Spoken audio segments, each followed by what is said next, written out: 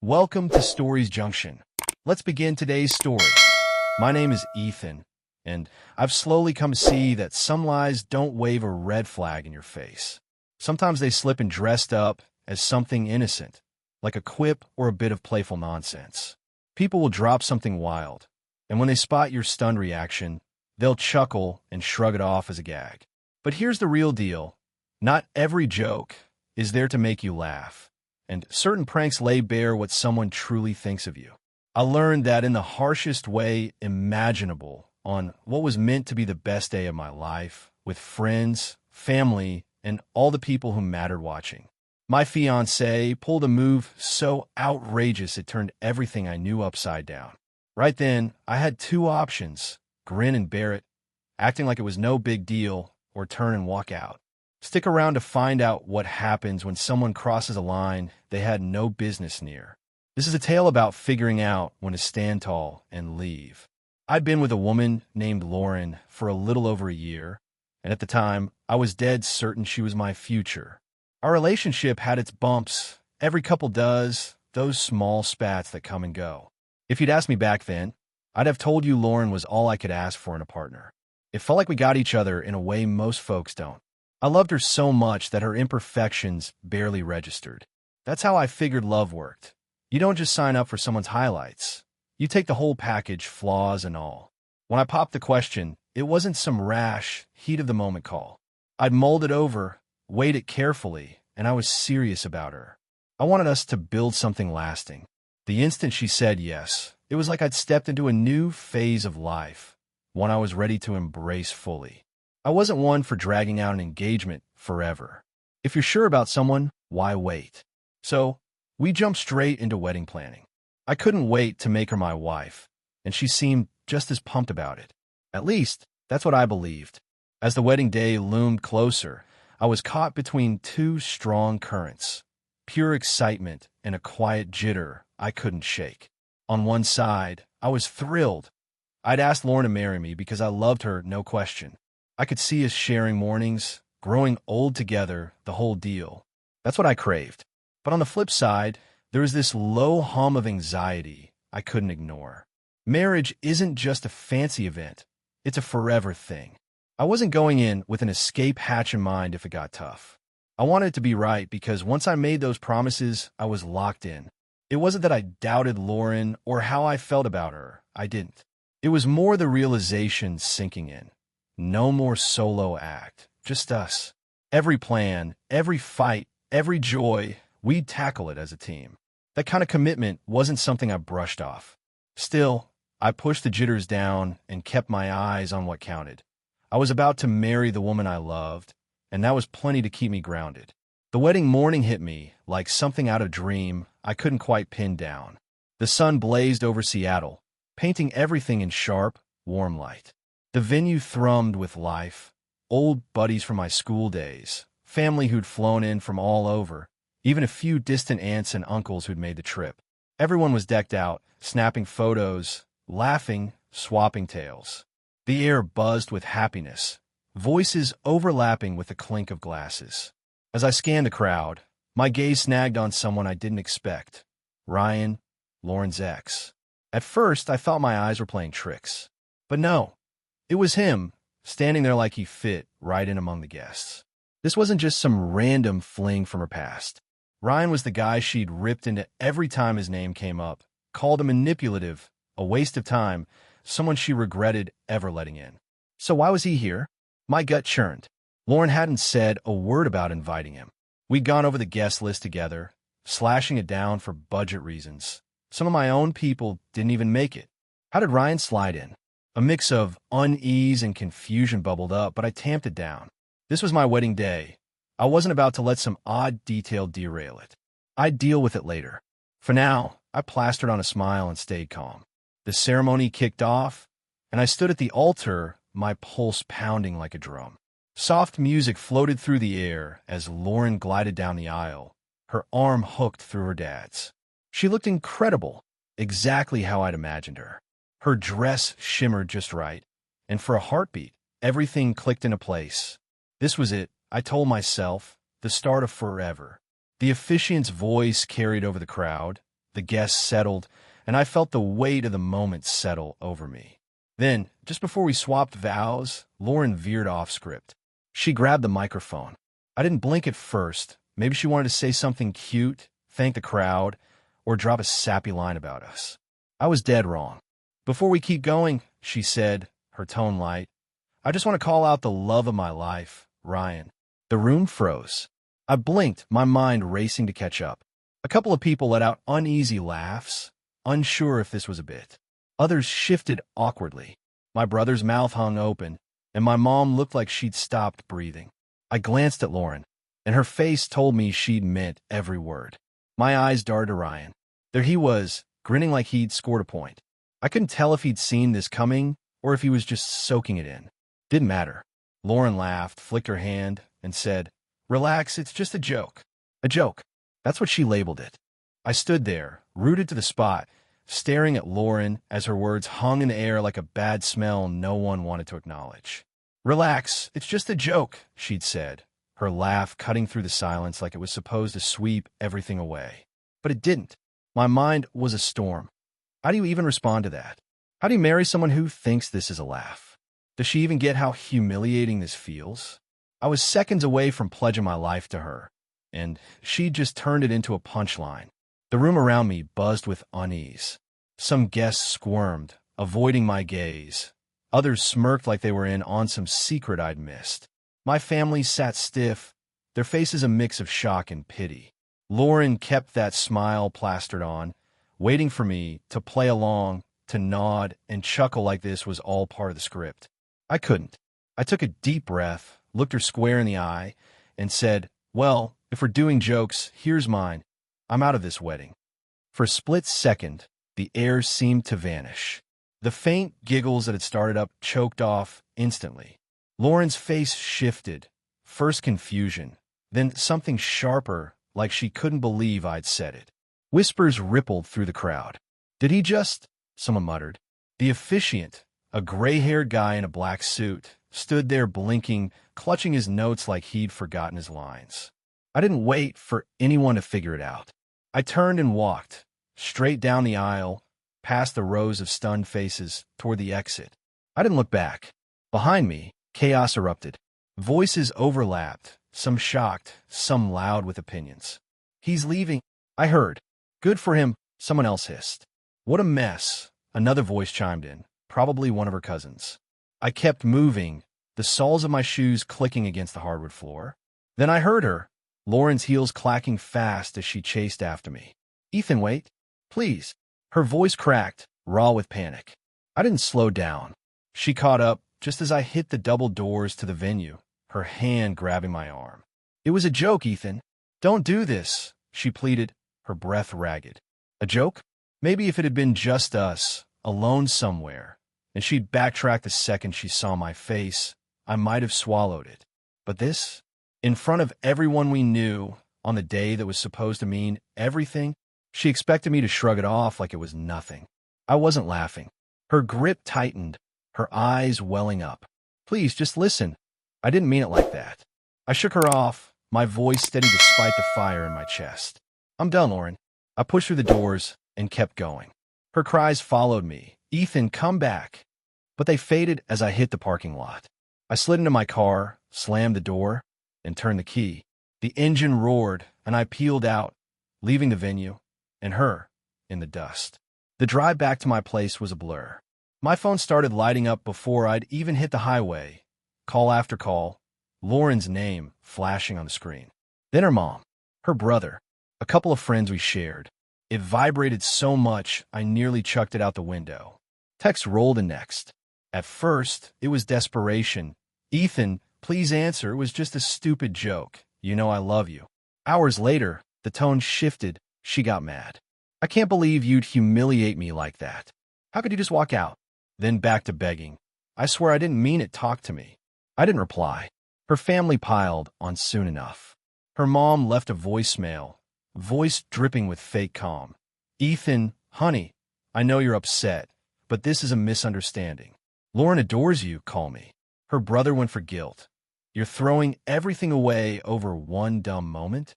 Even her dad, who'd barely said 10 words to me before, chimed in, "Man up, Ethan, fix this." None of them got it. None of them had stood there, hearing their fiancée call another guy the love of her life at their own wedding. That night, alone in my apartment, the weight of it all crashed down. But instead of shattering, I just went numb. I sat on the couch, staring at the blank TV, replaying the day. Then something clicked. I wasn't done yet. If Lauren wanted to play games, I'd see how deep they went. I grabbed my phone and started digging. I pulled up her social media, scrolling back through months I'd never bothered to check before. And there it was, Ryan. He'd been all over her posts, liking pics, dropping heart emojis, commenting on her stories. She'd been replying, too, not just liking his stuff, but engaging, tossing back flirty little jabs, laughing at his lines. Nothing blatant enough to scream affair, but enough to make me feel like a fool. This was the same Ryan she'd sworn was a mistake, a guy she regretted wasting time on. So why was he still in her orbit? I kept scrolling, and it hit me. Lauren hadn't cut him loose. She kept him close, just far enough to dodge suspicion, but near enough to matter. If she hadn't pulled that stunt at the wedding, I might have gone years without noticing. I leaned back, rubbing my face, trying to process it. The worst part wasn't even Ryan. It was how little she'd cared about what that moment meant to me. Marriage isn't a playground for cheap tricks. It's about trust, about standing together in front of everyone and meaning it. If she could pull this in public, what would she do when no one was watching? I exhaled hard, shaking my head. I dodged a disaster. If I'd gone through with it, I'd have spent my life second-guessing, waiting for the next joke to gut me. That's not love. That's a trap wrapped in a smirk. If she really loved me, she'd never have risked hurting me like that, not even for a laugh. Love isn't just feelings, it's respect. And respect means knowing where the line is and staying the hell away from it. My phone buzzed again, but this time it wasn't Lauren. It was my buddy Mark. I picked up. "Man," he said, "no hesitation. You did the right thing." His words hit solid, and though I didn't need anyone to tell me I was right, it sharpened the edges of my clarity. I'd walked away from something that would have stolen my peace, and I wasn't looking back. Mark's voice on the phone was like a lifeline, pulling me out of the fog that had settled over me. "You did the right thing," he'd said, and though I'd already felt it in my bones, hearing it from him, someone who'd known me since we were kids scrambling around Seattle's backyards, made it stick. I didn't say much back, just a quiet "thanks, man," before hanging up. The silence in my apartment crept back in, but it wasn't suffocating anymore. It was space, room to think, to breathe, to figure out what came next. My phone stayed quiet for a bit after that, like the world had finally gotten the hint. Lauren's barrage of calls and texts had tapered off, and her family seemed to have given up for the night. I wasn't naive enough to think it was over. She'd probably regroup and try again, but for now, I had a break. And I used it. I got up from the couch, grabbed a beer from the fridge, and sat back down with my laptop. If I was going to cut ties, I needed to know what I'd really walked away from. Lauren's little joke at the wedding wasn't some random slip. It had roots, and I wanted to see how far they stretched. I started with her Instagram, diving deeper than I had earlier. Ryan's name kept popping up, those likes, those comments, those little winks in emoji form. But it wasn't just recent. I scrolled back further, past the engagement announcement, past the pics of us smiling at dinners and hikes. 6 months ago, there he was again, dropping a "looking good" on a photo of her at the beach. She'd replied with a laughing emoji and a "thanks you." I'd been right there with her that day, oblivious, snapping the damn picture. My jaw tightened. She played me for months, maybe longer. I switched to her Twitter, then her Facebook, piecing it together. Ryan wasn't some ghost from her past she'd shaken off. He was a constant. A flirty reply here, a tag meme there. Nothing you could pin as cheating, not outright, but it was a thread she'd never cut. She'd told me he was toxic, a mistake she'd learned from, but her actions said different. She'd kept him in her life, dangling just out of my sight. I thought about the guest list again, how she'd insisted on handling her side, how she'd brushed off my questions about cuts. Ryan being at the wedding wasn't a fluke, it was a choice. And that "love of my life" line? Maybe it wasn't just a prank. Maybe it was a slip of truth she dressed up as a laugh to dodge the fallout. I shut the laptop, my head spinning. I didn't have proof of an affair, but I didn't need it. The trust was gone, shattered the second she grabbed that mic. The next morning, my phone lit up again. Lauren. I let it ring out, then listened to the voicemail. Her voice was softer now, less frantic. Ethan, I know you're mad, and I get it. I messed up. Can we just talk? Please.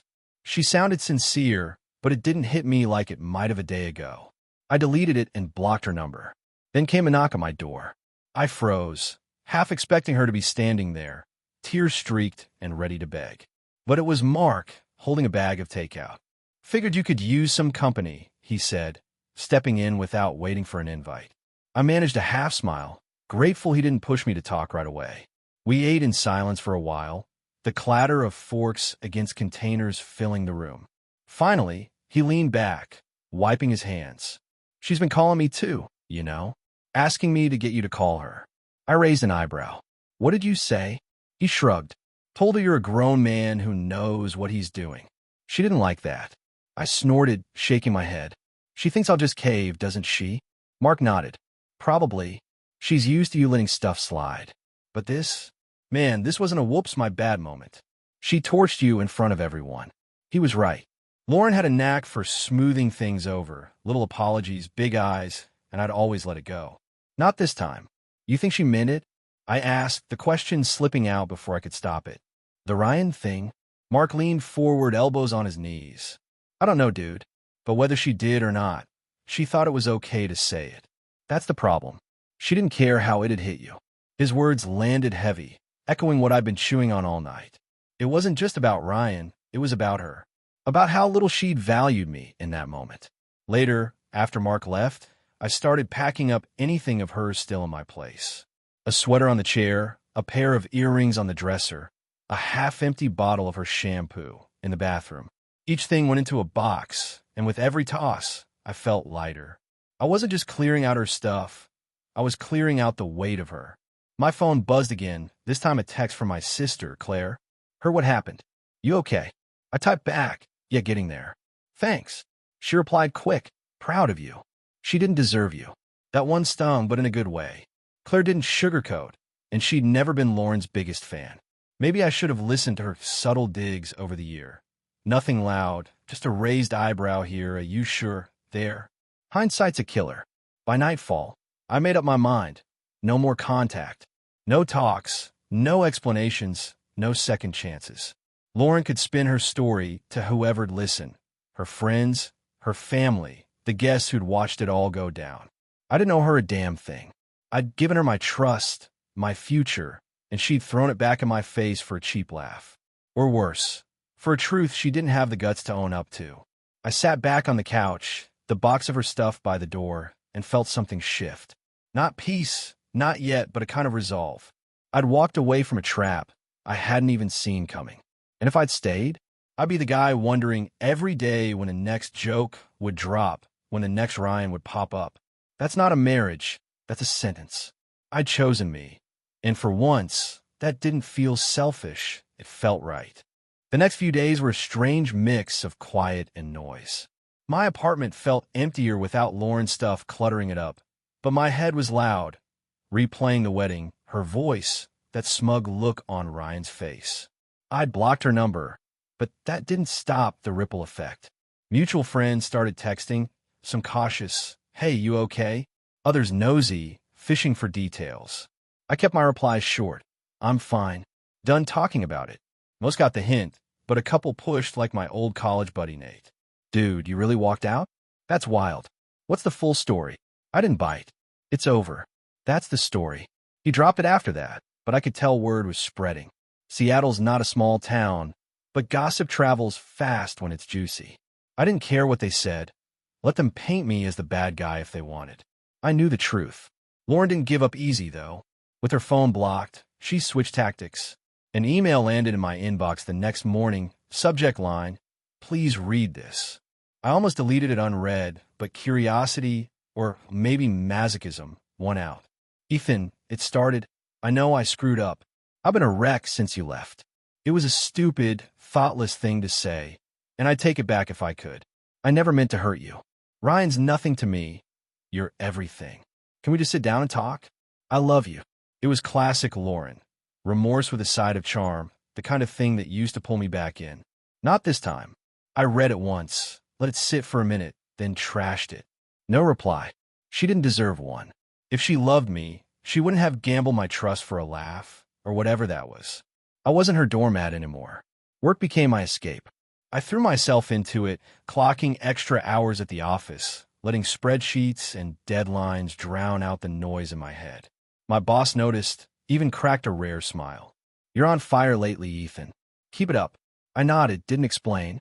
The routine helped, kept me from spiraling. But it wasn't foolproof. One afternoon, I stepped out for coffee and saw her car parked across the street. Lauren was inside, staring at the building like she was debating coming in. My stomach dropped, but I didn't flinch. I turned the other way, took a longer route back, and she didn't follow. Maybe she got the message, or maybe she was just biding her time. Either way, I wasn't playing her game. That night, Mark swung by again, this time with a six-pack and a plan. "You're not sitting here brooding all week," he said, tossing me a beer. "We're going out tomorrow, some bar downtown. No arguments." I started to protest. Crowds and small talk weren't my speed right now. But he cut me off. "You need to breathe, man. One night won't kill you." He was right. I've been locked in my own head too long. "Fine," I said, cracking the can. "But if it sucks, I'm blaming you." He grinned. "Deal." The next evening, we hit a spot called The Anchor. Dim lights, decent music, nothing fancy. It was packed enough to blend in, quiet enough to think. Mark dragged me into a pool game with some guys he knew, and for a couple hours, I forgot about Lauren. The clack of balls, the trash talk, it was normal grounding. I even laughed, first time in days. But normal never lasts. Halfway through the night, my phone buzzed, a number I didn't recognize. I ignored it, but it buzzed again. Then a text. "Ethan, it's Claire. Lauren's at my place freaking out. She's saying you won't talk to her." "My sister."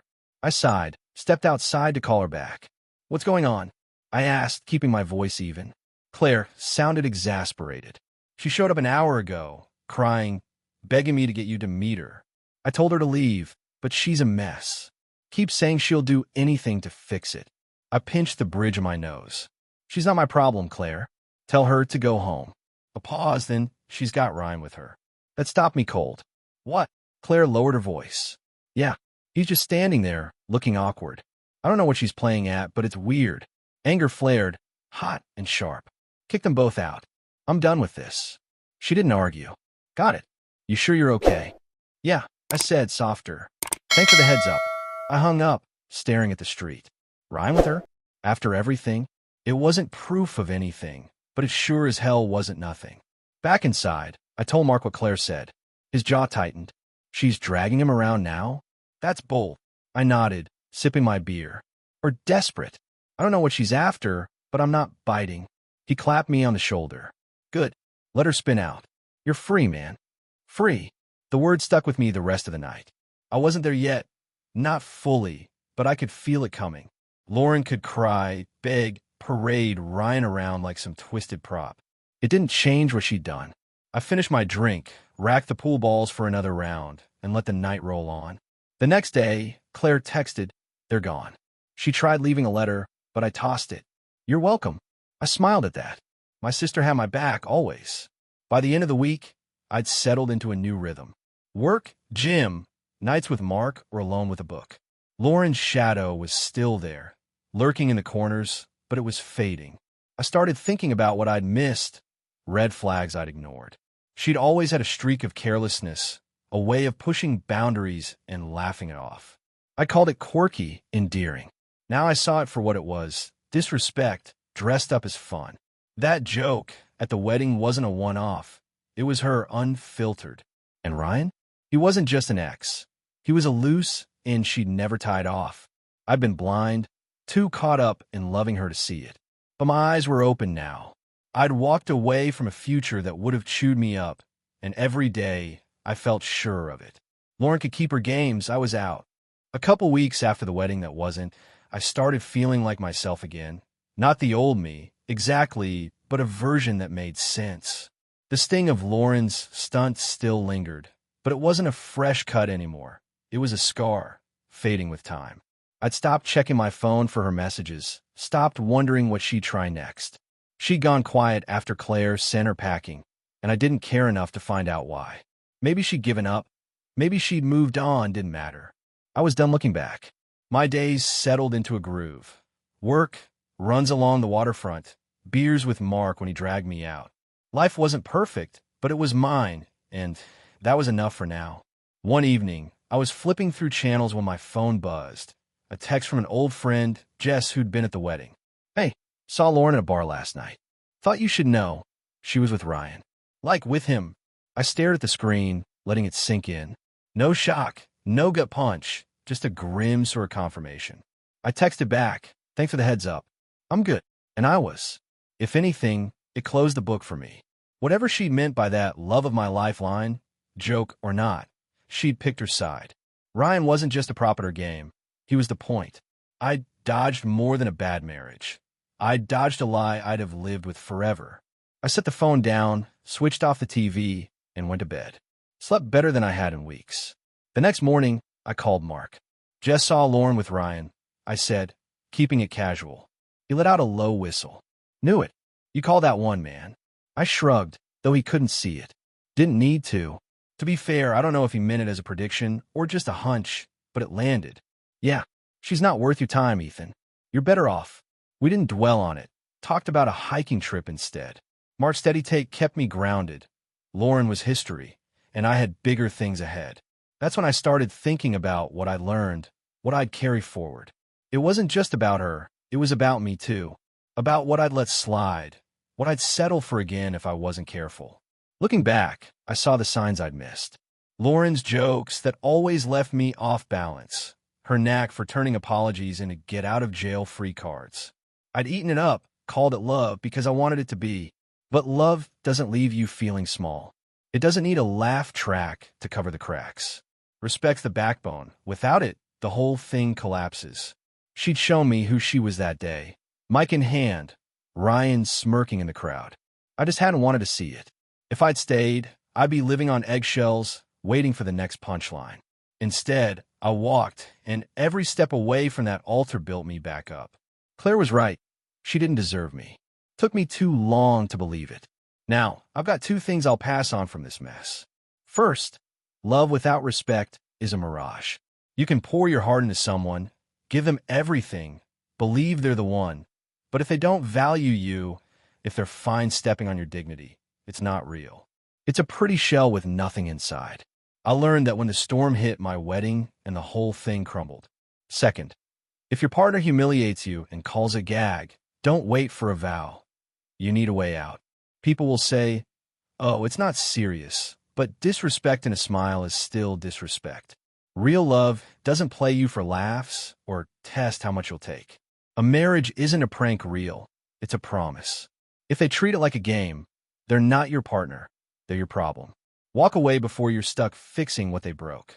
I think about that day sometimes, standing there as Lauren grinned like it was all a skit. If I'd laughed it off, gone through with it, where I'd be now? Probably miserable, doubting every word out of her mouth, checking her phone for Ryan's name. Instead, I chose me, my peace, my worth. It wasn't easy, but it was right. So, if you were me, what would you have done? Stayed and faked a smile through the vows? Handled it some other way? I'd love to hear. Drop your tape below. And if you've ever had someone cross a line, then laugh it off like it's no big deal, share that too. Might help someone out there who's stuck in the same spot I was. That's it for me. Thanks for sticking with this. If you take one thing away, let it be this. Love's great, but self-respect's non-negotiable. Catch you next time.